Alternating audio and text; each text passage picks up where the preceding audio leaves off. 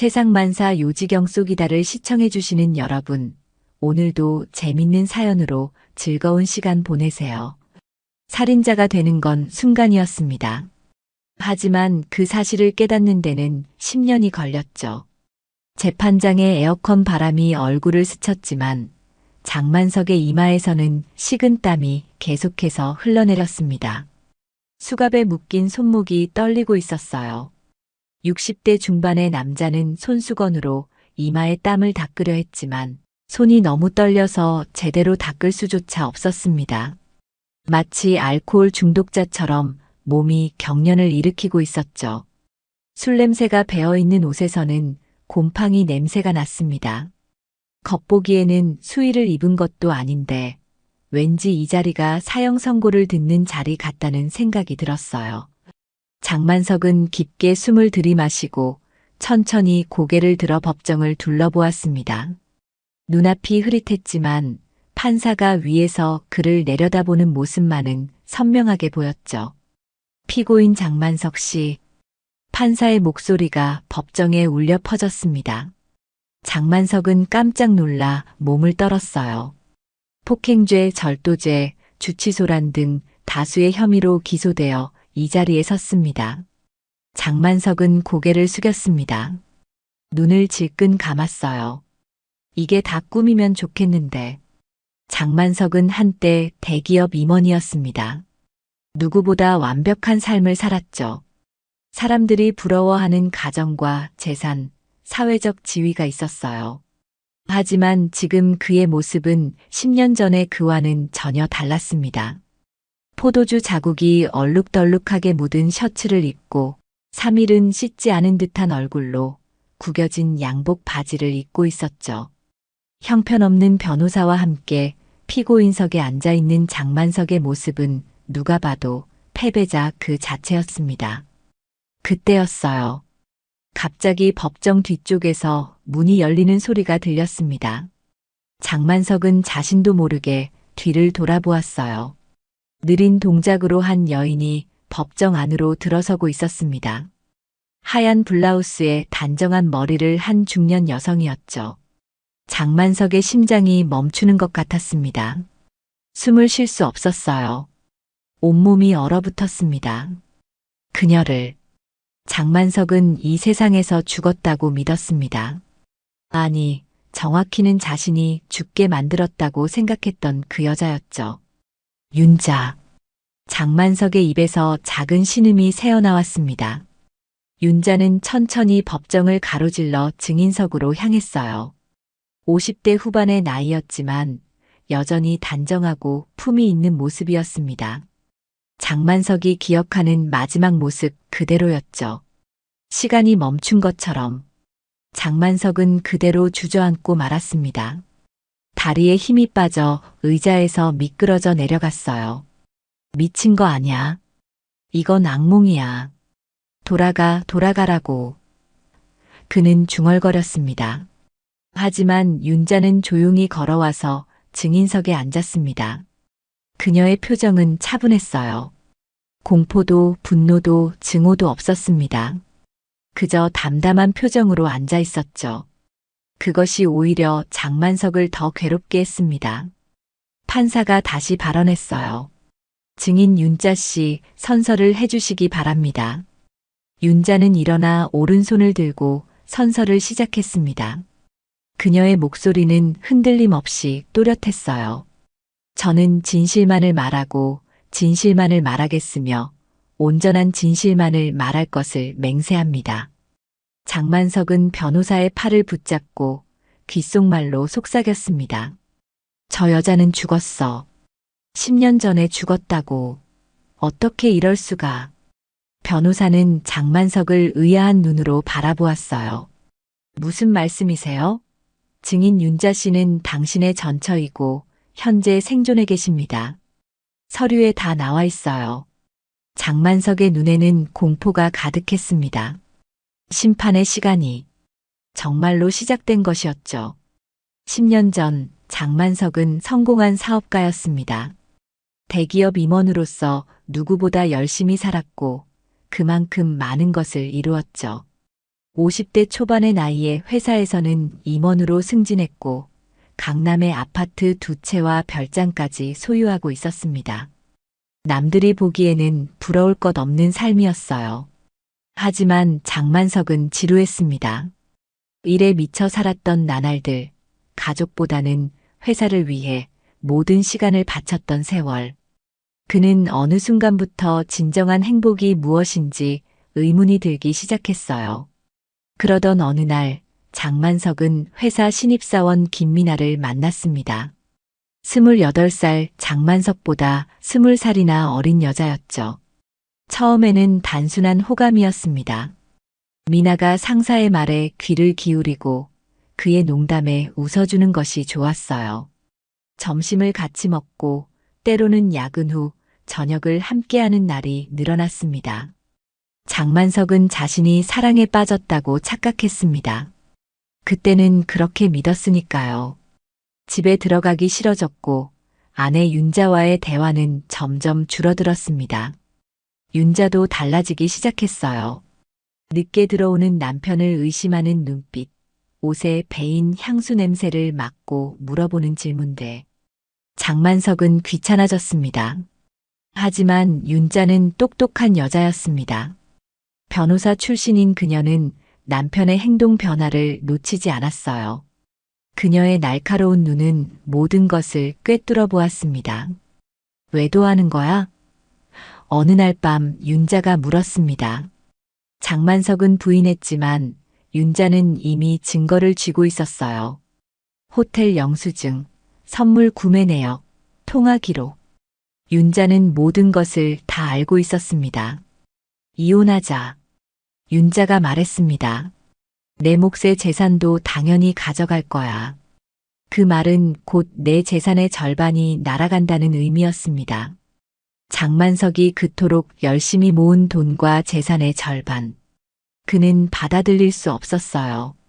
이혼은 안 돼. 죽는 게 낫지. 장만석은 그렇게 생각했습니다. 그리고 곧 그의 머릿속에 끔찍한 생각이 스쳐갔어요. 그녀를 없애는 게 낫다.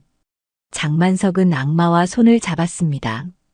인터넷을 통해 불법 사이트에 접속했고 어둠의 세계와 연결되었죠. 그곳에서 그는 해결사라는 사람들을 만났습니다. 돈을 주고 문제를 해결해주는 사람들이었어요. 계획은 간단했습니다. 필리핀으로 가족여행을 떠난다. 그곳에서 납치를 가장의 실종으로 만들자. 지저분한 돈을 받는 놈들과 손잡고 그들이 모든 일을 처리하게 하자. 완벽한 계획이었어요. 여보, 우리 좀 쉬었다 오자. 장만석이 윤자에게 제안했습니다. 필리핀 세부로 가족여행 어때? 도윤이도 데리고 가고. 윤자는 의아해했습니다. 남편이 갑자기 가족여행을 제안하는 것이 이상했어요. 하지만 그녀는 결국 동의했습니다. 혹시나 남편이 마음을 돌이켜 가정으로 돌아오는 것은 아닐까 하는 작은 희망이 있었기 때문이죠. 필리핀 세부에 도착한 첫날, 장만석은 아내와 아들에게 말했습니다. 내일은 스쿠버 다이빙 체험을 해보자. 내가 이미 예약해뒀어. 다음 날 아침 그들은 배를 타고 바다로 나갔습니다. 장만석은 계속해서 시계를 확인했어요. 정오가 되자 갑자기 한 무리의 남자들이 그들의 배에 접근했습니다. 장만석은 심장이 빠르게 뛰는 것을 느꼈어요. 계획대로 진행되고 있었습니다. 하지만 이상했습니다. 남자들이 윤자뿐만 아니라 도윤이까지 데려가려 했어요. 이건 계획에 없던 일이었습니다. 야, 약속과 다르잖아. 장만석이 소리쳤지만 남자들은 이미 윤자와 도윤을 끌고 가고 있었어요. 그 순간 장만석은 자신이 무엇을 하고 있는지 깨달았습니다. 아내를 해치려고 했던 자신의 모습에 소름이 돋았어요. 하지만 이미 늦었습니다. 모든 건 계획대로였고 그녀는 사라졌습니다. 그리고 나에겐 유산과 젊은 여자 미나가 남았죠. 하지만 그 이후 장만석의 꿈에는 매일 밤 윤자가 찾아왔습니다. 그녀의 슬픈 눈빛, 배신당한 표정이 잠을 이루지 못하게 했어요. 장만석은 자신이 저지른 일의 무게를 느끼기 시작했습니다. 법정은 긴장감으로 가득 찼습니다. 증인석에 앉은 윤자의 표정은 여전히 담담했어요. 장만석은 그녀를 바라볼 용기조차 없었습니다. 고개를 숙인 채 바닥만 응시했죠. 검사가 자리에서 일어나 윤자에게 물었습니다. 증인은 피고인 장만석과 어떤 관계입니까? 윤자는 차분한 목소리로 대답했어요. 전 남편입니다. 10년 전에 이혼했습니다. 10년 전 필리핀 세부에서 있었던 일에 대해 말씀해 주시겠습니까? 윤자는 깊게 숨을 들이마셨습니다. 잠시 침묵이 흘렀어요. 그리고 그녀가 입을 열었습니다. 그날 저는 남편이 제 목숨을 노린다는 걸 알고 있었습니다. 법정이 술렁였습니다. 장만석은 고개를 번쩍 들었어요. 어떻게 알고 있었다는 거지? 윤자는 계속해서 말했습니다. 남편의 이메일과 통화 기록을 확인했어요. 필리핀 현지 범죄 조직과 연락한 내용도 봤고요. 하지만 저는 확실히 알고 싶었습니다. 정말로 제 남편이 20해 넘게 함께 살아온 사람이 저를 죽이려 한다는 게 사실인지. 장만석은 온몸이 얼어붙는 느낌이었습니다. 모든 것이 들통났다는 사실에 충격을 받았어요. 윤자의 증언은 계속되었습니다. 그날 바다에서 남자들이 저와 아들을 끌고 갔을 때 저는 이미 대비하고 있었어요. 하지만 그때였습니다. 방청석에서 한 젊은 남성이 자리에서 일어났어요. 30대 초반으로 보이는 그 남자는 장만석의 아들 도윤이었습니다.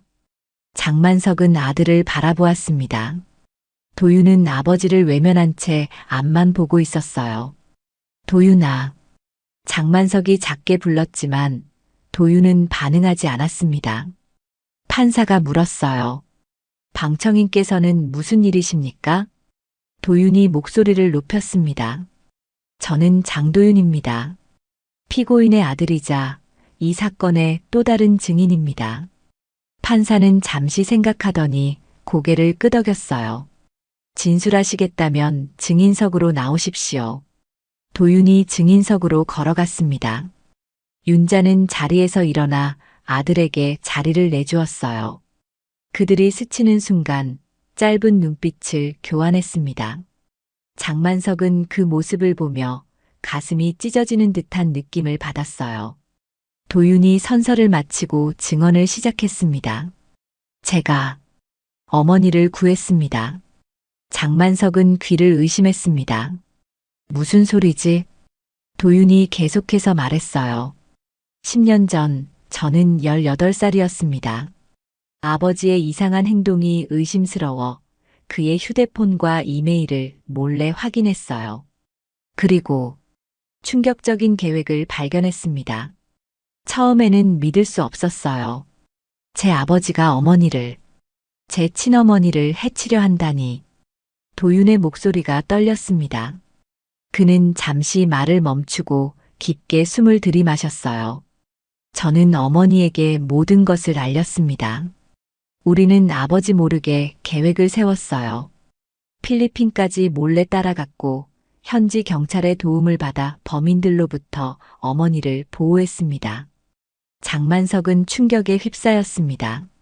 아들이 모든 것을 알고 있었다니. 그리고 자신의 계획을 무산시켰다니. 도윤이 계속했어요. 하지만 우리는 아버지에게 알리지 않기로 했습니다. 아버지가 인간성을 잃어가는 걸 더는 볼 수 없었기에 어머니를 숨겼습니다. 아버지가 진정으로 후회하고 변화할 시간을 주고 싶었어요.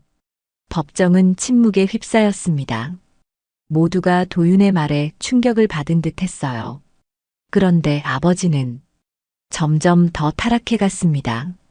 어머니의 장례식을 치르고 그 여자와 살게 되었죠. 재산을 낭비하고 술에 빠져 살았어요. 저는 아버지를 지켜보면서 가슴이 아팠습니다. 10년 동안 지켜봤어요. 하지만 이제는 더 이상 볼 수 없었습니다. 장만석은 얼어붙었습니다. 모든 것이 내가 가장 믿었던 아들 손에 의해 법정에 세워진 거였던 겁니다. 그는 절망감에 휩싸였어요. 검사가 물었습니다. 그래서 피고인이 재판을 받게 된 것도 증인의 고발 때문인가요? 도윤은 고개를 끄덕였어요. 네, 저는 아버지가 진심으로 자신의 잘못을 깨닫고 용서를 구하는 모습을 보고 싶었습니다. 이것이 아버지를 위한 마지막 기회라고 생각했어요. 장만석은 아들을 바라보았습니다. 도윤의 눈에는 실망과 슬픔, 그리고 작은 희망이 담겨 있었어요. 장만석은 자신이 얼마나 큰 실수를 했는지 깨달았습니다. 아내를 죽이려 했던 것뿐만 아니라 소중한 아들의 마음까지 망가뜨렸다는 사실이 그를 무겁게 짓눌렀어요. 장만석의 머릿속에 지난 10년의 기억이 물밀듯이 밀려왔습니다. 윤자가 사라진 후 그의 삶은 어떻게 변해갔는지 그 모든 기억이 파도처럼 밀려들었어요. 윤자의 장례식이 끝난 후 장만석은 일종의 해방감을 느꼈습니다. 죄책감도 있었지만 그것보다는 이제 미나와 자유롭게 만날 수 있다는 생각이 더 컸어요. 그는 적절한 애도 기간을 거친 후 미나를 자신의 집으로 데려왔습니다. 처음에는 모든 것이 완벽했어요. 미나는 장만석이 원하는 모든 것을 해주었고 그의 곁을 지켰습니다.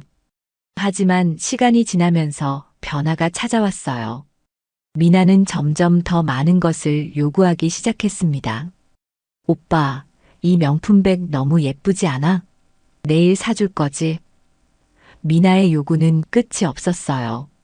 장만석은 처음에는 기꺼이 그녀의 요구를 들어주었습니다. 명품 가방, 보석, 고급 의류. 돈은 충분했으니까요. 하지만 미나의 요구는 점점 더 커져갔습니다. 오빠, 나 이 아파트 너무 마음에 들어. 내 이름으로 사주면 안 돼? 미나가 어느 날 말했어요. 장만석은 망설였습니다. 하지만 결국 그녀의 요구를 들어주었어요. 강남의 고급 아파트 한 채가 미나의 이름으로 넘어갔습니다. 그러던 어느 날 장만석이 예고 없이 일찍 집에 돌아왔을 때였어요. 그는 집 안에서 들려오는 미나의 웃음소리를 들었습니다. 하지만 그것은 미나만의 웃음소리가 아니었어요. 남자의 목소리도 함께였죠. 장만석은 조용히 문을 열었습니다. 그리고 충격적인 광경을 목격했어요. 미나는 젊은 남자와 함께 있었고 두 사람은 매우 친밀한 모습이었습니다. 미나야, 이게 무슨... 장만석이 물었어요. 미나는 놀란 듯 했지만 곧 태연한 표정을 지었습니다. 오빠, 이쯤에서 끝내는 게 좋겠어. 나 이제 진짜 사랑을 찾았어. 장만석은 무너졌습니다. 그가 그토록 믿었던 사랑은 단지 돈을 위한 연기였을 뿐이었어요. 미나의 눈엔 진정한 사랑은 없었습니다. 오직 돈과 물질뿐이었죠. 내가 내 모든 걸 망쳤어. 장만석이 중얼거렸지만 미나는 이미 자신의 짐을 싸고 있었어요. 오빠가 망친 거야. 자기 아내를 해치려고 했잖아. 난 그저 그 틈을 이용했을 뿐이야. 미나의 말은 장만석의 가슴에 비수가 되어 꽂혔습니다. 결국 미나는 떠났습니다. 그녀가 가져간 것은 장만석의 재산뿐만 아니라 그의 마지막 자존심까지였어요.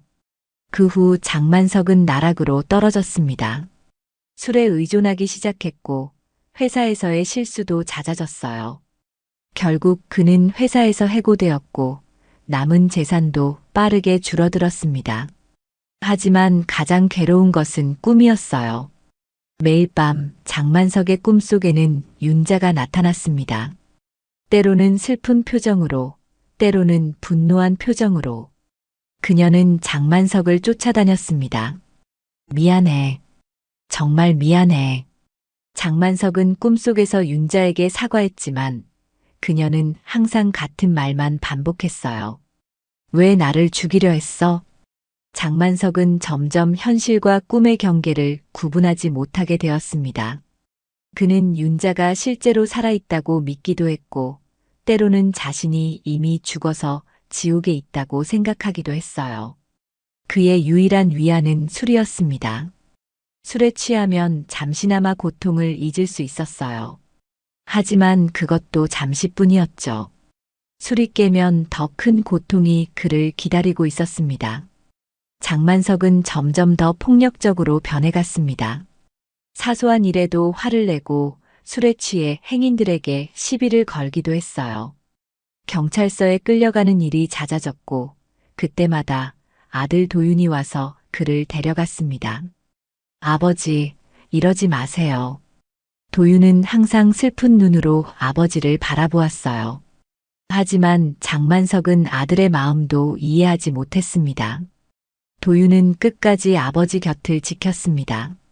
장만석이 술에 취해 길바닥에 쓰러져 있을 때도, 경찰서에 붙잡혀 있을 때도 도윤은 항상 그를 찾아와 집으로 데려갔어요. 하지만 장만석은 그런 아들의 마음을 이해하지 못했습니다. 오히려 도윤이 자신을 감시하고 있다고 느꼈죠. 내가 뭘 알아? 내가 얼마나 고통받고 있는지. 장만석은 종종 도윤에게 소리쳤습니다. 도윤은 그저 묵묵히 아버지의 분노를 받아들였어요. 그리고 언제나 같은 말을 했습니다. 언젠가는 아버지가 모든 것을 깨닫게 될 거예요. 장만석은 그 말의 의미를 이해하지 못했습니다. 아무리 돈을 쌓아도 그의 마음은 지옥이었어요. 모든 것을 잃고 오직 고통만 남은 그의 삶에서 유일한 탈출구는 술뿐이었습니다. 하지만 이제 법정에서 도윤의 증언을 들으며 장만석은 마침내 그 말의 의미를 깨달았습니다. 자신이 10년 동안 얼마나 큰 착각 속에 살아왔는지, 그리고 얼마나 많은 것을 잃었는지. 법정은 완전한 침묵에 휩싸였습니다. 도윤의 증언이 끝나고 장만석은 자리에서 일어나 떨리는 목소리로 말했어요. 재판장님, 제가 말해도 될까요? 판사는 잠시 망설이더니 고개를 끄덕였습니다. 피고인의 진술을 듣겠습니다. 장만석은 천천히 걸어 나와 증인석 앞에 섰습니다. 그의 다리는 여전히 떨리고 있었어요. 그는 깊게 숨을 들이마시고 법정을 둘러보았습니다. 모두가 그를 주시하고 있었죠. 윤자도 도윤도 검사도 방청객들도. 저는 장만석의 목소리가 떨렸습니다. 모든 것을 인정합니다. 법정이 다시 술렁였어요.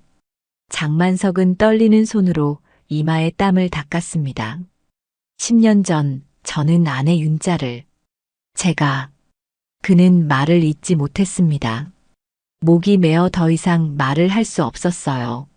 장만석은 법정에서 무릎을 꿇었습니다. 울지 않겠다고 다짐했지만 눈물이 터져 나왔어요. 내가 미쳤었다. 윤자야. 미안하다. 미안하다. 죽어 마땅한 놈이야. 그의 눈물은 멈추지 않았습니다. 10년 동안 쌓아온 후회와 죄책감이 한꺼번에 터져 나온 것 같았어요. 저는 욕심 때문에, 돈 때문에 가족을 해치려 했습니다. 제 아내를, 제가 사랑해야 할 사람을, 장만석은 말을 이어가지 못했습니다. 그는 고개를 들어 윤자를 바라보았어요. 윤자의 눈에도 눈물이 맺혀 있었습니다. 하지만 그것은 슬픔의 눈물이 아니라 오랜 시간 참아왔던 감정이 마침내 해소되는 눈물 같았어요. 윤자야. 장만석이 다시 불렀습니다. 내가 정말로 살아있었다니. 난 매일 밤 너를 꿈에서 봤어. 내가 나를 쫓아다녔지. 그게 환상이 아니었구나. 윤자는 말없이 그를 바라보았습니다.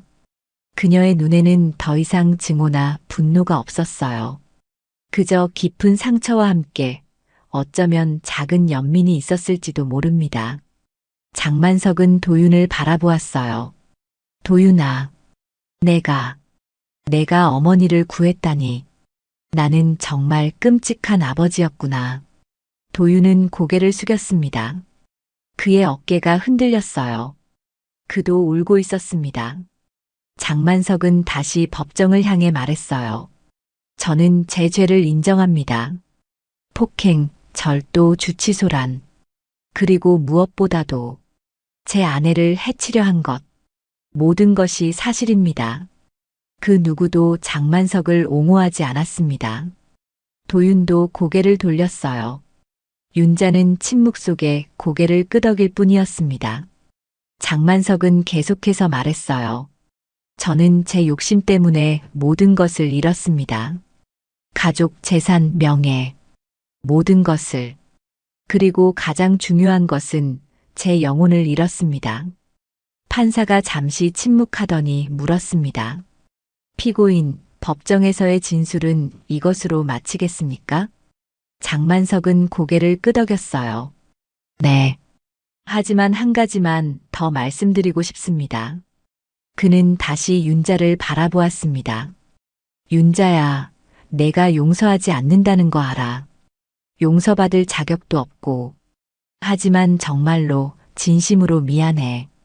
내가 너를 해치려 했던 것, 우리 가정을 망가뜨린 것, 모든 것이. 윤자는 천천히 일어나 장만석을 바라보았어요. 그녀의 눈에서 눈물이 흘러내렸습니다. 이제 와서 미안하다는 말이 무슨 의미가 있을까요? 윤자가 조용히 말했습니다. 10년이라는 시간. 그 시간 동안 저와 도윤이 얼마나 고통받았는지 아세요? 장만석은 고개를 숙였어요.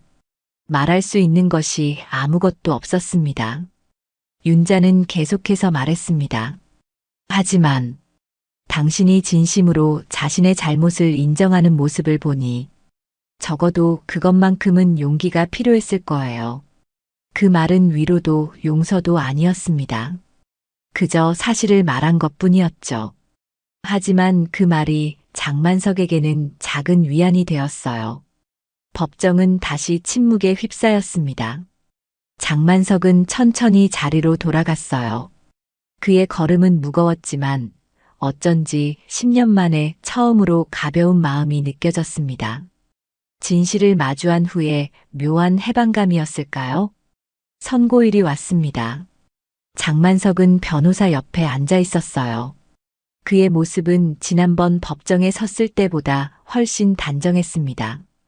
깨끗하게 면도를 하고 새 옷을 입었죠. 이제 그의 눈에서는 공포나 혼란이 사라지고 대신 담담한 체념이 자리 잡고 있었어요. 윤자와 도윤도 방청석에 앉아 있었습니다. 그들은 장만석을 바라보지 않았어요.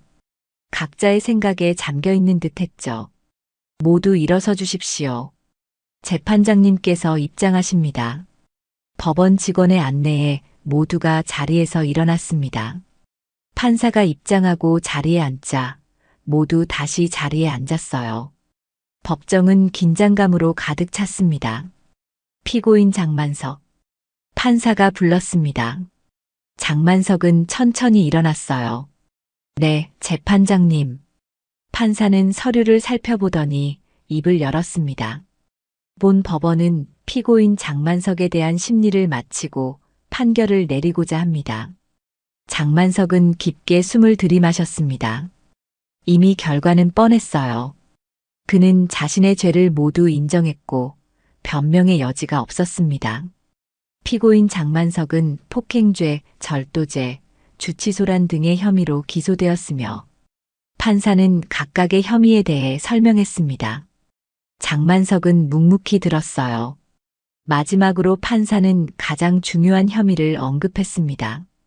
그리고 무엇보다도 약취 및 살인미수 의도에 대한 혐의. 법정이 다시 조용해졌습니다. 모두가 판사의 다음 말을 기다리고 있었어요. 본 법원은 증거와 증언을 검토한 결과 피고인이 10년 전 아내 윤자 씨를 해치려 한 의도가 있었음을 인정합니다. 장만석은 고개를 숙였습니다. 그것은 사실이었어요. 그러나 판사가 계속했습니다. 본 사건의 특수성을 고려하여 장만석 피고인에게 징역 3년에 집행유예 5년을 선고합니다. 법정이 다시 술렁였어요. 장만석도 놀란 표정이었습니다. 그는 실형을 각오하고 있었습니다. 다만 판사가 다시 말했습니다. 피고인은 법원이 지정하는 정신 상담 프로그램을 이수해야 하며 사회봉사 200시간을 완수해야 합니다. 또한 피해자 윤자 씨에게 적절한 보상을 해야 합니다. 장만석은 믿을 수 없다는 표정이었어요. 그는 윤자와 도윤을 바라보았습니다. 그들의 표정에도 놀라움이 역력했죠. 이상으로 선고를 마칩니다. 판사는 망치를 두드렸고 법정은 해산되었습니다. 변호사가 장만석에게 다가왔어요. 생각보다 가벼운 형이네요. 윤자 씨가 탄원서를 제출했다고 합니다. 뭐라고요? 장만석은 놀라움을 감추지 못했습니다. 네, 윤자 씨가 당신의 형량을 줄여달라고 요청했어요. 그녀의 탄원이 큰 영향을 미쳤을 겁니다. 장만석은 말문이 막혔습니다. 윤자가 자신을 위해 탄원서를 제출했다니 그는 이해할 수 없었어요. 법정이 텅 빈 후 장만석은 천천히 밖으로 나왔습니다. 법원 복도에서 그는 윤자와 도윤이 서 있는 것을 보았어요. 그들은 장만석을 기다리고 있었습니다. 장만석은 조심스럽게 그들에게 다가갔어요. 윤자, 도윤아. 도윤은 여전히 아버지를 바라보지 않았지만 윤자는 장만석을 똑바로 쳐다보았습니다. 왜 그런 일을 한 거야? 장만석이 물었어요. 내가 너에게 한 일을 생각하면. 윤자는 천천히 대답했습니다. 당신이 감옥에 가는 것이 저에게 무슨 도움이 될까요? 복수?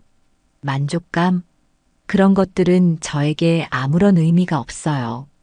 장만석은 고개를 숙였습니다. 윤자의 말이 그의 가슴을 찔렀어요. 그때 죽었더라면 지금보다 편했을까요?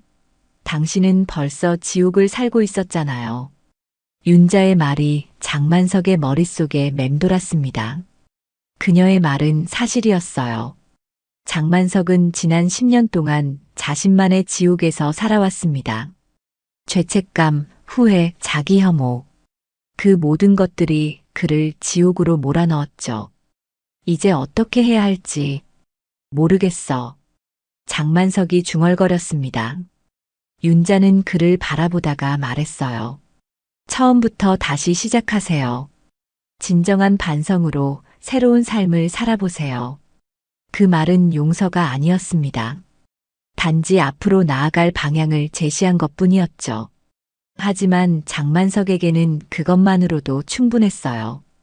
도윤이 마침내 입을 열었습니다. 아버지, 저는 당분간 아버지를 만나지 않을 거예요. 제가 아직은 마음의 준비가 되지 않았습니다. 장만석은 아들의 말에 가슴이 아팠지만 이해했어요. 그래, 내 마음이 준비될 때까지 기다릴게. 윤자와 도윤은 장만석에게 작별 인사를 하고 떠났습니다. 그들의 뒷모습을 바라보며 장만석은 자신이 잃어버린 것이 얼마나 소중했는지 다시 한번 깨달았어요. 법원을 나오면서 장만석은 하늘을 올려다보았습니다. 구름 한 점 없는 맑은 하늘이었어요. 마치 새로운 시작을 알리는 듯 했습니다. 선고 후 몇 주가 지났습니다. 장만석은 집행유예 판결을 받았지만 법원이 지정한 정신 상담 프로그램에 참여하기 위해 특별시설에 입소했어요.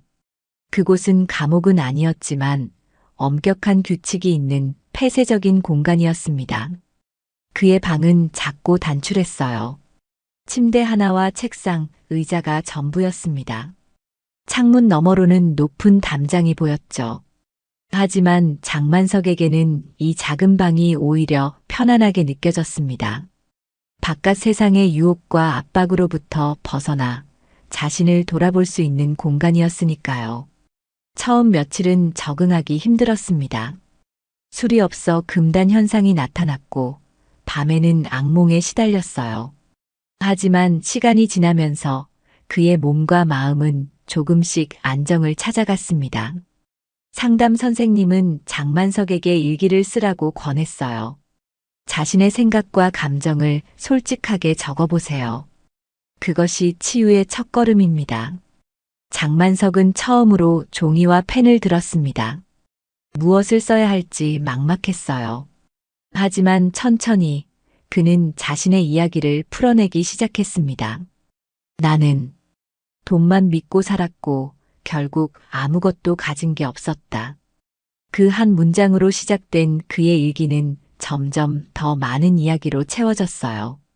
자신이 어떻게 잘못된 선택을 했는지, 왜 그런 선택을 했는지, 그리고 그 결과로 어떤 고통을 겪었는지, 모든 것을 솔직하게 적었습니다. 사랑이라고 믿었던 것은 사랑이 아니었다.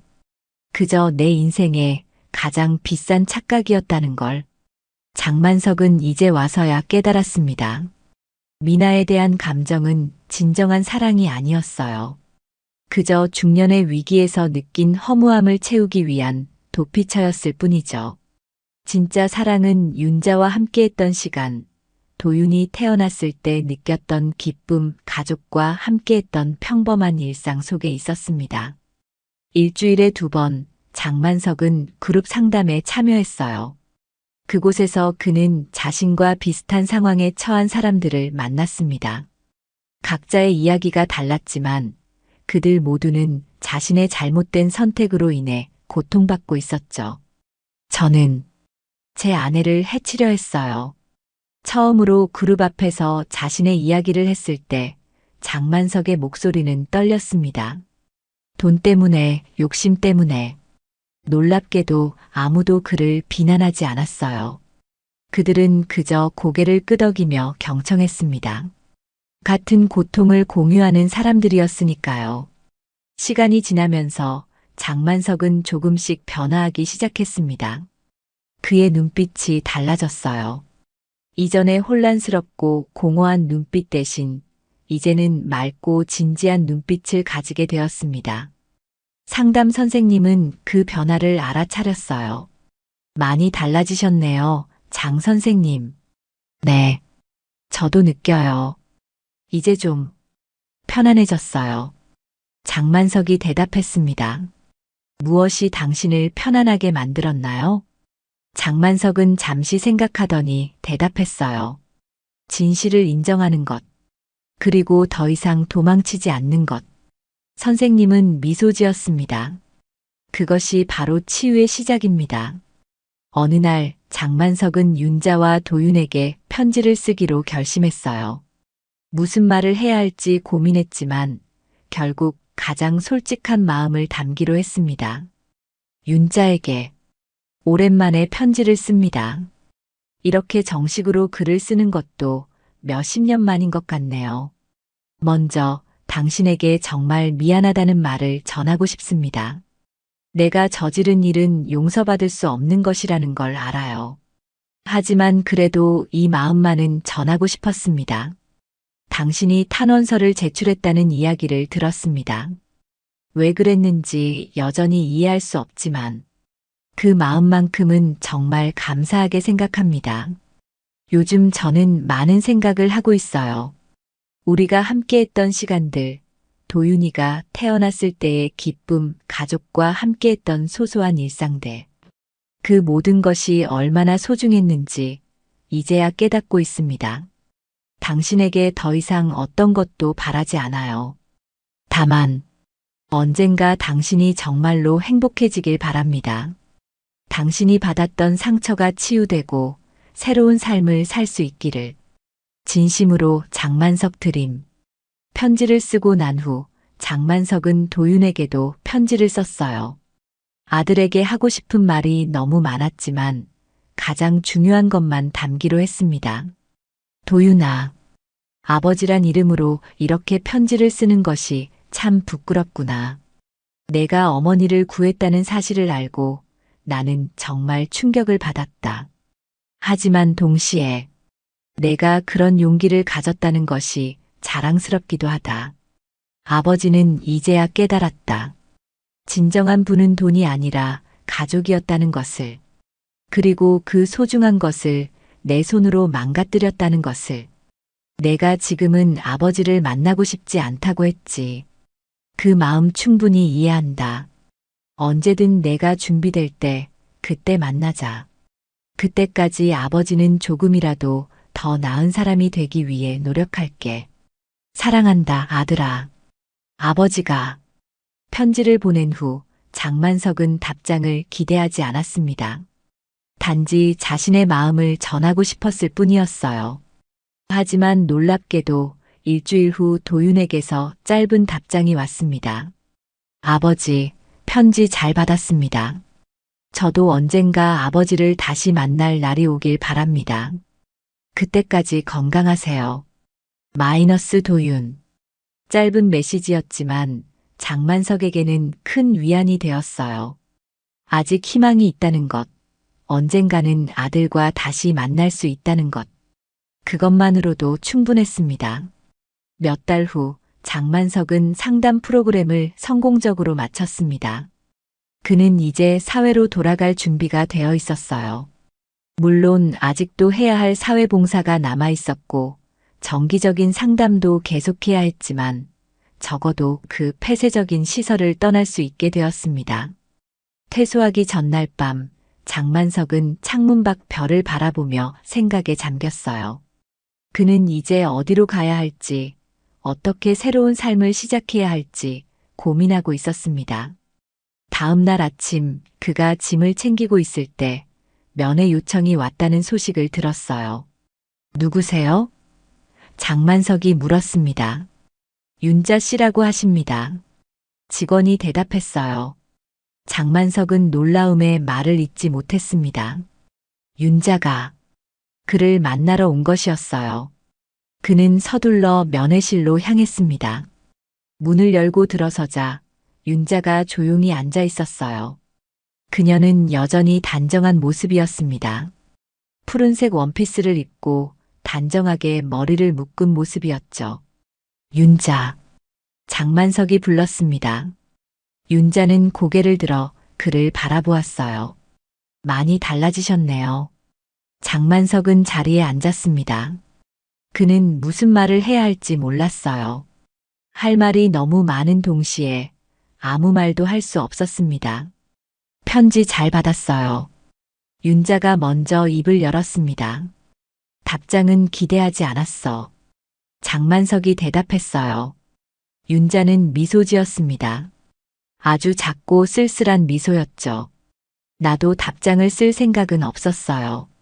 하지만 직접 만나야겠다는 생각이 들었어요. 장만석은 고개를 끄덕였습니다. 어떻게 지내? 괜찮아요. 일도 다시 시작했고 도윤이도 잘 지내고 있어요. 다행이네. 장만석은 정말로 그렇게 생각했습니다. 윤자와 도윤이 잘 지내고 있다는 사실이 그에게는 큰 위안이 되었어요. 침묵이 흘렀습니다. 두 사람 사이에는 말로 표현할 수 없는 많은 감정이 흐르고 있었어요. 이제 어떻게 할 거예요? 윤자가 물었습니다. 장만석은 잠시 생각하더니 대답했어요. 아직 확실하지는 않아. 하지만 새로 시작하고 싶어. 작은 일부터 차근차근. 윤자는 고개를 끄덕였습니다. 그게 좋겠네요. 다시 침묵이 이어졌어요. 그리고 윤자가 조심스럽게 물었습니다. 아직도 꿈에서 나를 봐요? 장만석은 놀랐습니다. 그 질문은 예상치 못한 것이었어요.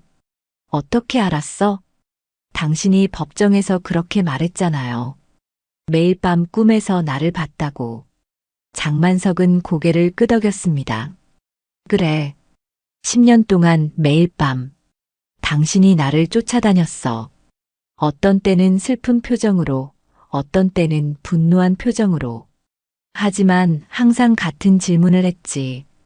왜 나를 죽이려 했어? 윤자의 눈에 눈물이 맺혔습니다. 그녀는 말없이 장만석을 바라보았어요. 하지만 이제는 좀 편해졌어. 장만석이 계속했습니다. 이곳에 온 후로 당신이 꿈에 나타나는 횟수가 줄었어. 그리고 이제는 당신이 나를 쫓지 않아. 그저 멀리서 바라볼 뿐이야. 윤자는 손수건으로 눈물을 닦았습니다. 저는 당신을 용서하지 않았어요. 장만석은 고개를 끄덕였어요. 알아. 그럴 자격도 없고. 하지만 윤자가 계속했습니다. 나도 끝내고 싶어서 왔어요. 장만석은 그녀를 바라보았습니다. 끝내고 싶다니? 이 이야기, 이 관계, 이 모든 것을 끝내고 싶어요. 윤자의 목소리는 차분했어요. 우리는 이제 각자의 삶을 살아야 해요. 당신도 나도 도윤이도. 장만석은 그 말을 이해했습니다. 그것은 용서가 아니었어요. 하지만 일종의 화해였습니다. 서로의 삶을 인정하고 각자의 길을 가는 것. 그것이 그들에게 가능한 최선의 결말이었습니다. 고마워, 윤자야. 장만석이 속삭였어요. 윤자는 미소 지었습니다. 이번에는 조금 더 따뜻한 미소였죠. 잘 지내요, 만석 씨. 그녀는 자리에서 일어나 돌아섰습니다. 장만석은 그녀가 떠나는 모습을 바라보았어요. 그리고 이상하게도 그는 평화로움을 느꼈습니다. 마치 긴 악맥에서 깨어난 것 같은 느낌이었죠. 그날 밤 장만석은 깊은 잠에 빠졌습니다. 그리고 10년 만에 처음으로 꿈속에서 윤자를 만나지 않았어요. 대신 그는 평화로운 바다를 꿈꿨습니다. 넓고 푸른 바다, 어딘가로 향하는 배, 그리고 새로운 시작의 희망. 다음 날 아침 장만석은 시설을 떠났습니다. 그는 가볍게 짐을 챙기고 문을 나섰어요. 바깥 세상은 여전히 혼란스럽고 두려웠지만 이제 그는 그것을 마주할 준비가 되어 있었습니다. 길을 걸으며 장만석은 하늘을 올려다보았어요. 푸른 하늘에 뭉게구름이 떠다니고 있었습니다. 그는 문득 생각했습니다. 사랑이었을까? 아니면 죄악이었을까? 그 질문에 대한 답은 이제 중요하지 않았어요. 중요한 것은 현재, 그리고 앞으로 어떻게 살아갈 것인가였습니다. 장만석은 깊게 숨을 들이마시고 첫 걸음을 내딛었습니다. 새로운 시작을 향한 첫 걸음이었죠.